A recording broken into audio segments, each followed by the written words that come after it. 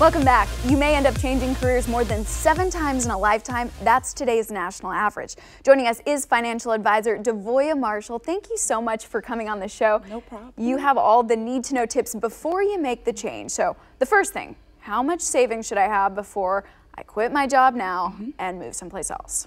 Well, we know that all job changes are not the same. Some of them are optional, unfortunately, some of them are not.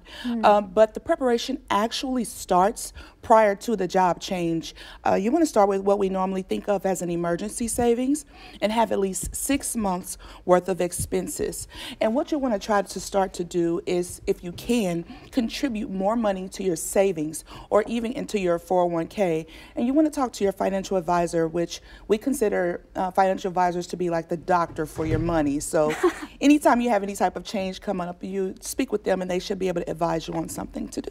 Okay, so I do have to correct something I said, not before I quit my job. Oh, right. I love it, but I Right. mean before one.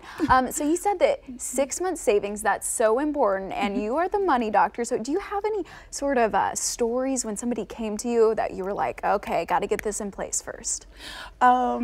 Definitely. We have stories, people come in all the time with their money, but a lot of times I'll have people come in who are experiencing or about to experience a job change, and they have no idea what to do with their current retirement savings or with retirement savings that they may have had from previous jobs that are just lingering out there. And you definitely want to know and have an idea of where everything is and know your company's options on what to do with those retirement plans. Sometimes you can just leave them sitting where they are.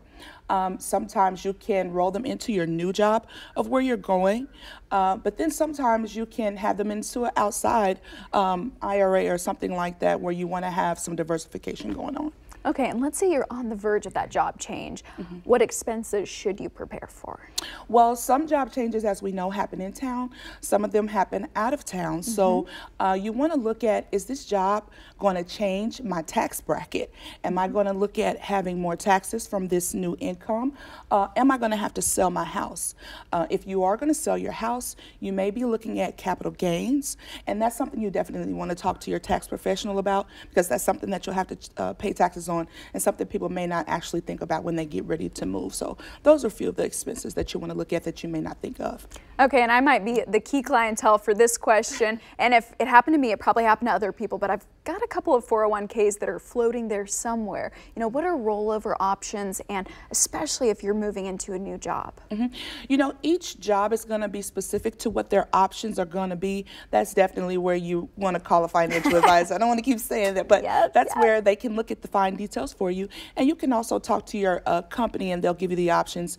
And again, definitely having something outside, or some people I know like to keep everything all together within one job, so that's definitely an option for you as well. But you just don't want to be one of those people who has retirement plans all over the place. You lose track of where they are. So keeping everything organized and together and speaking with a financial advisor about what your plans are and what your goals are, and hopefully that 401k can help to contribute to your goals. I love it. When it comes to the 401k, know where it's at and make a plan. Definitely. Okay, Devoya, thank you so much. No problem. Bill?